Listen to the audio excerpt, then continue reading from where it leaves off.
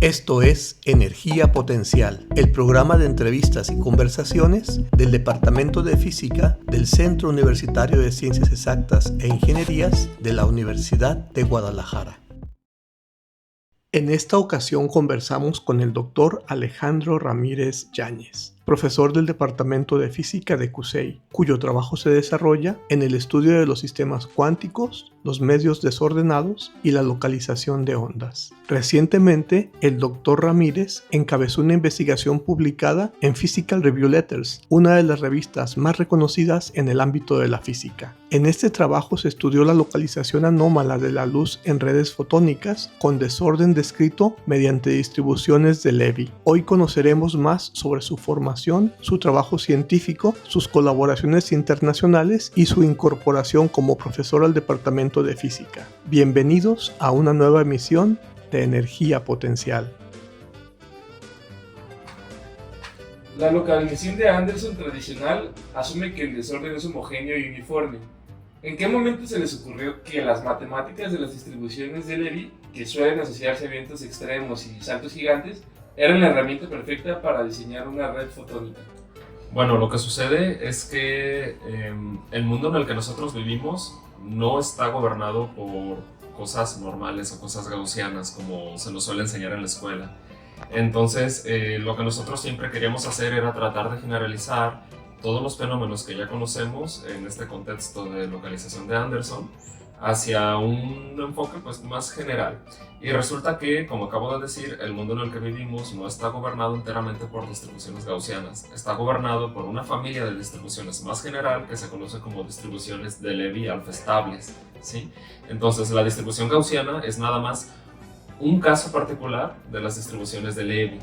Entonces, como esta familia de distribuciones alfa estables son la regla general, lo que nosotros queríamos era explicar los fenómenos que ya se conocen en este contexto más amplio, y por eso las distribuciones de Levy, que son gobernadas por el teorema del límite central generalizado, pues son una herramienta adecuada para hacer esta generalización, ¿no? Esta ampliación del paradigma.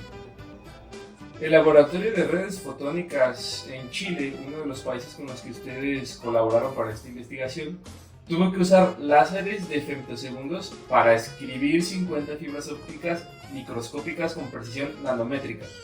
¿Qué tan estresante fue el proceso de fabricación y cuántas muestras terminaba en la basura antes de lograr el desorden de Levy exacto que ustedes querían? Bueno, ahí yo tengo que alegrarme un poquito porque afortunadamente a nosotros no nos tocó hacer la parte experimental. Esa la hizo nuestro colaborador en Chile, Rodrigo Vicencia.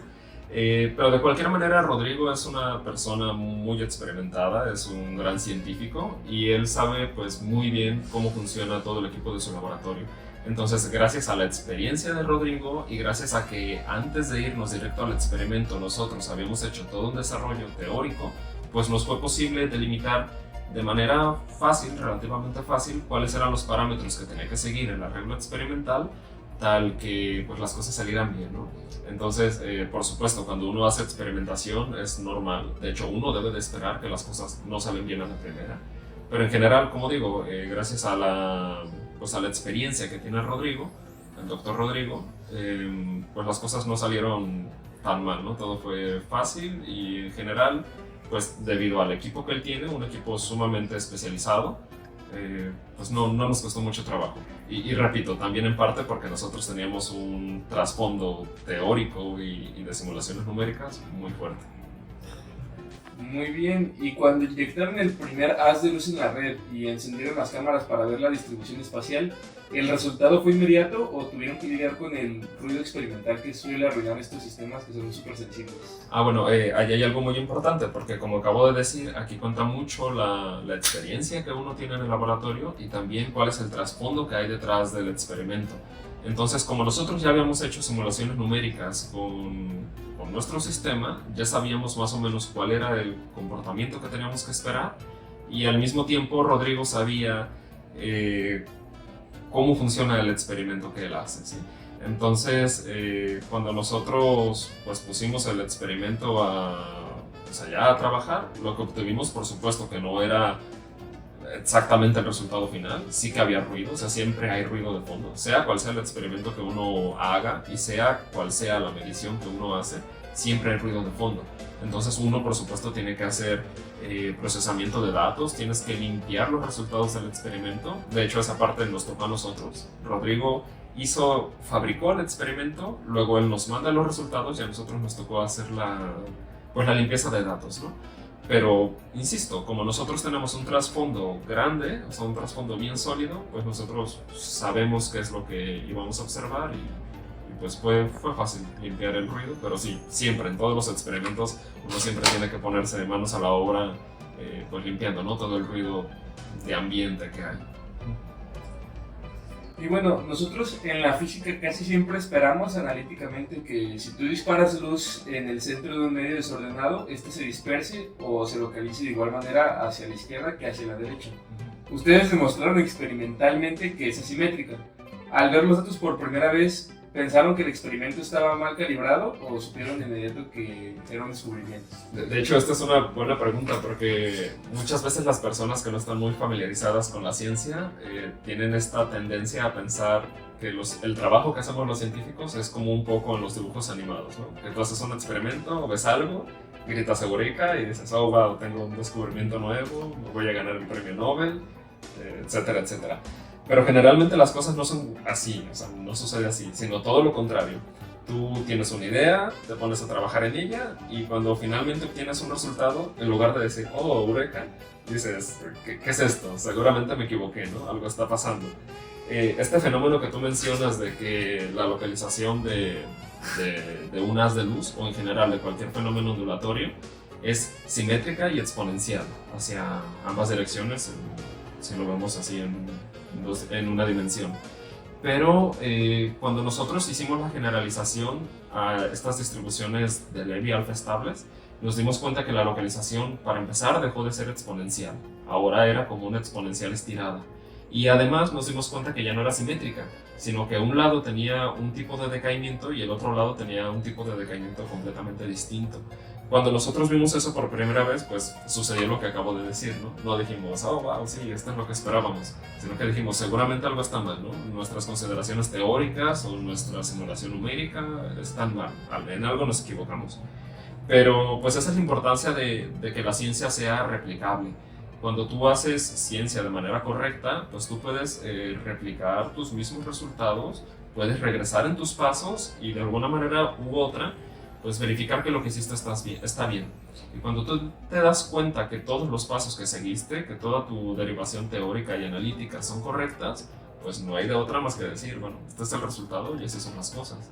Y bueno, pues por eso este resultado que no era lo que uno normalmente espera, es precisamente lo que te lleva a ti a publicar como científico, ¿no? A comunicar tus descubrimientos.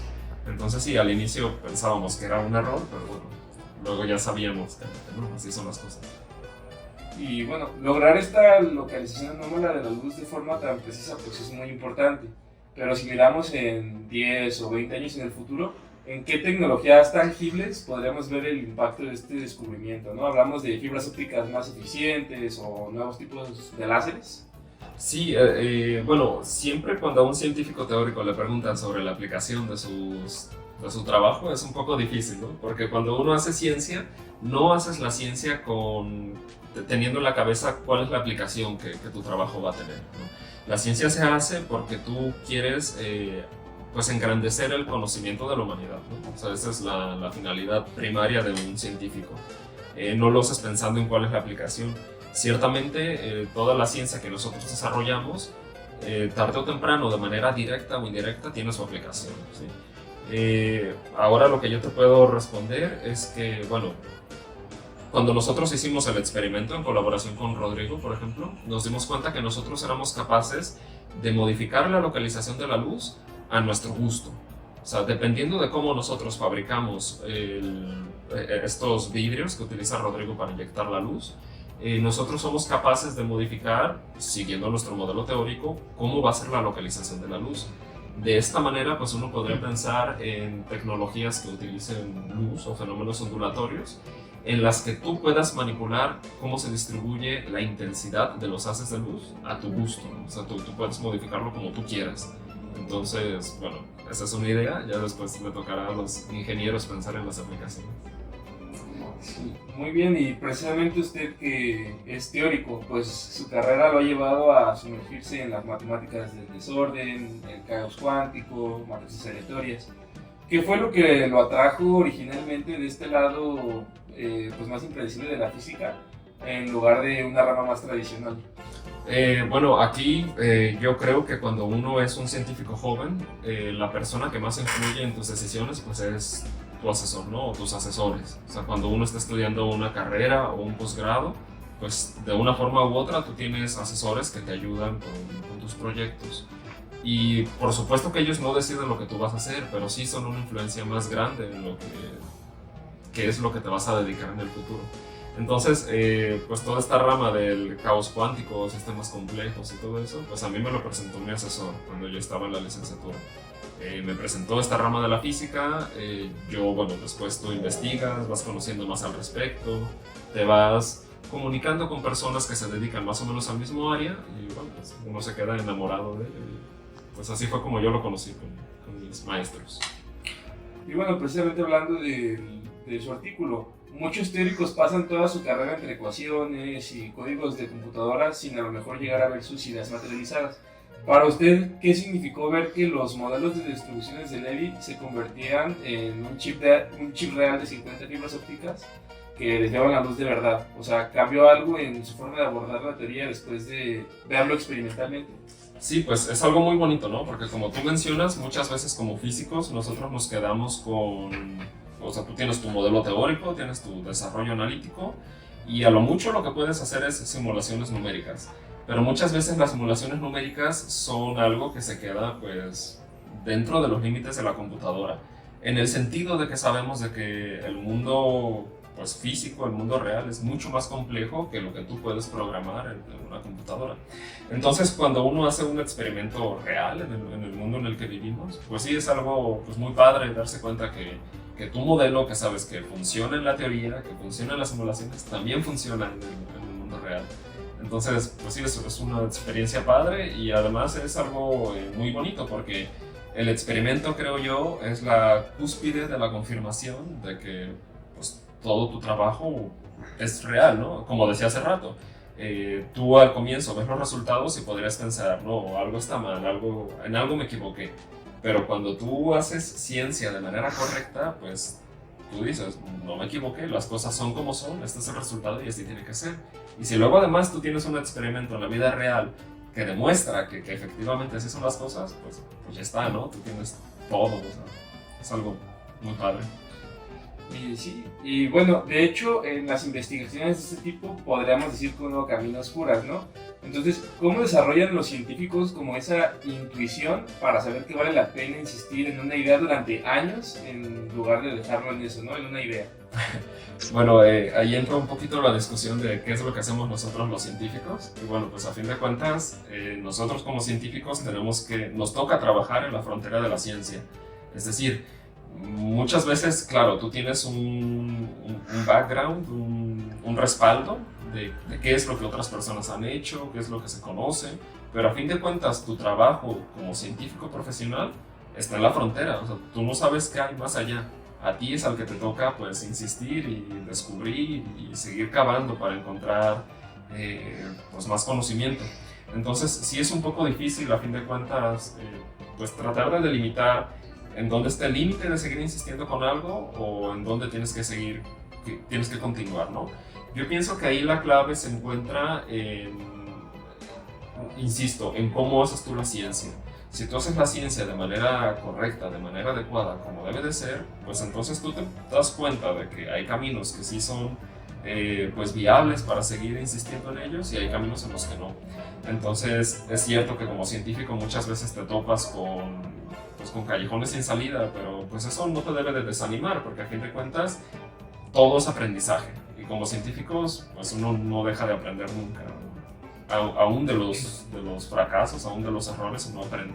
Y creo que lo importante pues es eso, seguir insistiendo y eventualmente pues las cosas También he sabido que pues, muchos científicos emigran o por alguna estancia se van y ya no regresan. En su caso, ¿qué lo retuvo o a lo mejor lo hizo regresar para formar parte de un grupo de investigación aquí? Bueno, pues esa es una pregunta que yo creo que podríamos llevar a un ámbito un poco más personal, porque, por supuesto, uno siempre puede encontrar mejores oportunidades pues, laborales en el extranjero, ¿no? Tal vez hay países que invierten más en ciencia, que tienen más infraestructura para hacer investigación científica, pero pues también uno tiene que pensar insisto, ¿no? En la parte personal. Pues yo soy mexicano, yo nací y crecí aquí, específicamente en Guadalajara. Entonces, pues a mí me gusta mi país, a mí no me gustaría pues irme al menos por mucho tiempo de mi país. Y la cosa es que si tú ves que en tu país no se invierte mucho en ciencia, porque no se hace mucha ciencia, pues no puedes resignarte y simplemente decir, bueno, pues ni modo, me voy a Alemania, donde sí invierten millones en ciencia. Pues no, lo que tienes que hacer es decir, si en mi país no se hace ciencia, pues la voy a hacer yo, ¿no? O sea, voy a buscar la oportunidad y la manera de yo levantar la ciencia, de que el mundo sepa que pues en México también se hace ciencia de vanguardia, no nada más en Europa. Por ejemplo, este artículo del que estábamos hablando al inicio, pues es un artículo que se publicó en Physical Review Letters, que es la revista científica más top que existe en física. Y la cosa es que si tú te fijas quiénes son los que publican ahí, pues siempre son los europeos o los asiáticos. Casi nunca los latinoamericanos publican en PRL.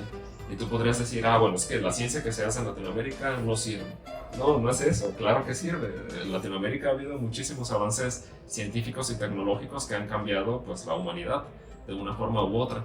Lo que sucede es que a veces no se nos dan las oportunidades. Entonces, insisto, si tú ves que aquí no hay mucha oportunidad para la ciencia, pues bueno, nos toca a nosotros crear esas oportunidades. Entonces, pues eso, ¿no? Creo que me gustaría de una forma u otra que se sepa que pues en México también se hace ciencia de vanguardia, no solo en Europa.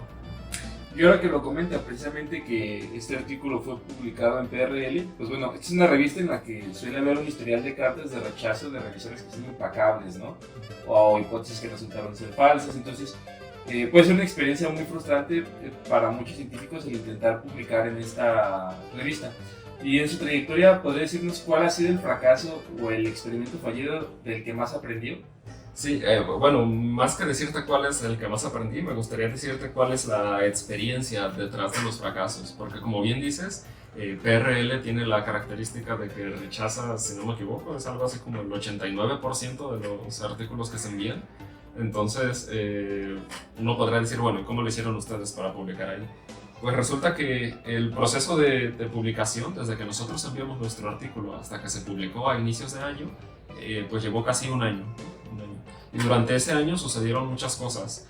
El editor, algunos revisores nos rechazaron, pero creo que ahí está la importancia de saber qué es lo que tú haces, o sea, qué es lo que tú hiciste y de insistir, porque cuando un editor te rechaza, pues no simplemente te dice, no, tú no puedes publicar aquí porque eres mexicano.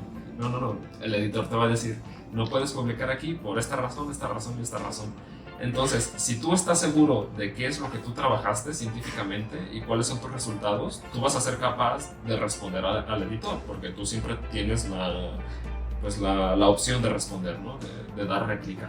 Entonces, cuando el editor o los revisores te dicen, por esta razón y esta razón, no procede, tú debes de ser capaz de contestar a ello, de decir por qué sí procede. Entonces, pues eso es lo que nosotros hicimos. Tuvimos una serie de correspondencia con el editor y con los revisores, en donde por una parte ellos nos decían que sí, que nuestro trabajo es muy bueno, es muy interesante y muy importante, pero no lo suficiente para ser publicado en Physical Review Letters. Y es ahí donde tú tienes que ser capaz de responder, no, claro que es interesante por esta razón, esta razón y esta razón. Y a fin de cuentas, no se trata de convencerlos de forma, ¿cómo decirlo?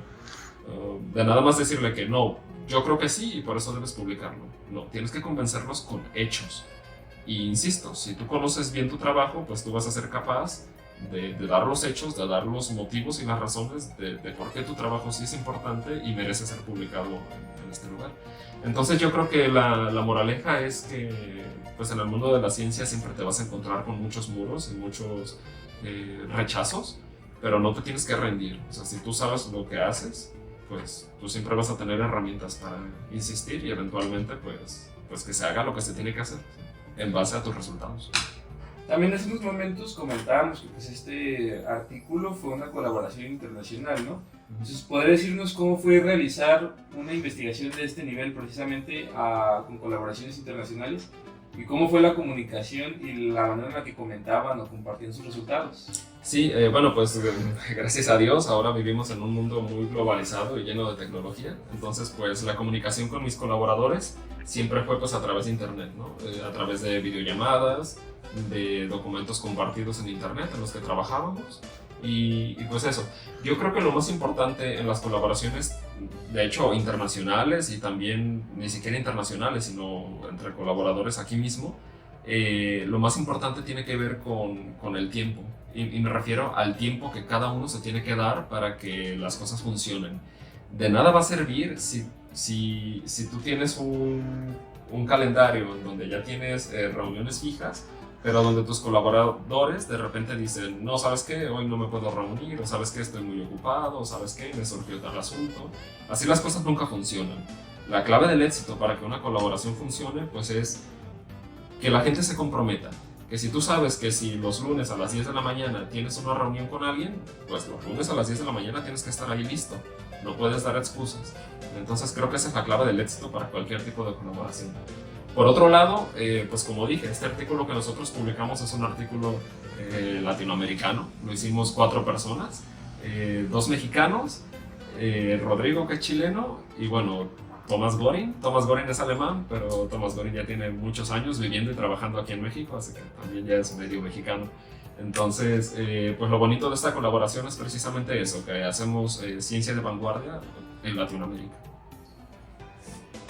Y bueno, todos los científicos, uno pensaría que tienen a alguien que le abre los ojos, ¿no? Entonces, en su trayectoria académica, ¿quién fue esa persona que lo empujó a no conformarse con las respuestas de los libros de texto, ¿no? Es decir, de ser un espectador a hacer la ciencia. Bueno, pues como decía hace rato, ¿no? Yo creo que las personas más importantes en la formación de un científico son los maestros. Pero específicamente, pues en mi caso fue mi asesor, que también es mi colaborador, pues el doctor Thomas Göring. Él fue quien tuvo influencia muy importante en mi desarrollo, pues tanto personal y profesional. Pero en general yo creo que los profesores a lo largo de tu formación son las personas pues, más importantes en este ámbito. En particular para las personas que se dedican a la física teórica, pues investigar a este nivel requiere una intensidad mental muy grande, ¿no? Entonces, ¿cómo logran apagar el cerebro para que las ecuaciones o las matrices estadísticas no los persigan afuera del trabajo? ¿Tienen algún pasatiempo? De hecho, creo que es todo lo contrario, porque yo siempre he pensado que nosotros como científicos trabajamos todo el día. Muchas veces la gente dice, no, pero es que ¿tú qué haces? ¿No? Solo vas, te sientas enfrente de una computadora o te paras enfrente de un pizarrón, pero realmente ¿cuál es tu trabajo? ¿Qué es lo que haces? Y no sé, yo tengo la sensación o el sentimiento de que en realidad nosotros trabajamos todo el día y a lo mejor toda la noche. Porque, como decía hace rato también, nosotros trabajamos en la frontera del conocimiento. Entonces todo el tiempo tienes que estar pensando. Y no me refiero a que yo todo el tiempo estoy así como que muy concentrado pensando cosas, sino que, no sé, yo siento que uno como científico desarrolla una capacidad en la que todo el tiempo estás pensando, pero de manera inconsciente.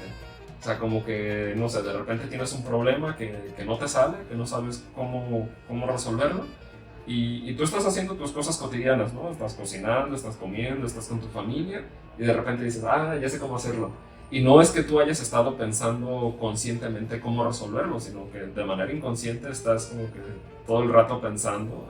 Y eso se me hace algo muy padre porque como científico uno desarrolla, insisto, este tipo de pensamientos que se aplican a todos los ámbitos de la vida, a cualquier problemática de la vida, no necesariamente científica. Tú tienes esta forma de ver las cosas, de ver los problemas y de cómo atacarlos. Entonces yo diría que los científicos trabajamos todo el día. pero trabajamos de una manera muy padre, que nos gusta y que no es hostigosa. Es bonito ser científico. Y por último, ya para concluir la entrevista, ¿qué consejos le daría a los estudiantes de hoy en día que están interesados en esta rama de la física? Bueno, yo creo que en general, para los estudiantes que están interesados en la física, en cualquier rama de la física, el mejor consejo que puedo dar pues, es lo que ya dije, ¿no? Que uno tiene que insistir, uno tiene que seguir, a pesar de que muchas veces uno piense que llegamos al tope, que nosotros no servimos para esto, que no sabemos qué demonios estamos haciendo aquí. Pues no es así. Lo que pasa es que nuestro trabajo es muy difícil, insisto, trabajamos en donde nadie más ha trabajado antes. Entonces, yo creo que la parte más importante es esa, insistir. Si es lo que realmente te gusta, pues no te desanimes, siempre tienes que seguir adelante y eventualmente las cosas se van a dar. Así es la ciencia y los resultados son muy satisfactorios. Pues sería todo, doctor. Muchas gracias por su tiempo. Gracias a ustedes. Esto fue Energía Potencial, el programa de diálogos y entrevistas del Departamento de Física del Centro Universitario de Ciencias Exactas e Ingenierías de la Universidad de Guadalajara. Los esperamos en la próxima emisión para seguir incrementando la energía potencial.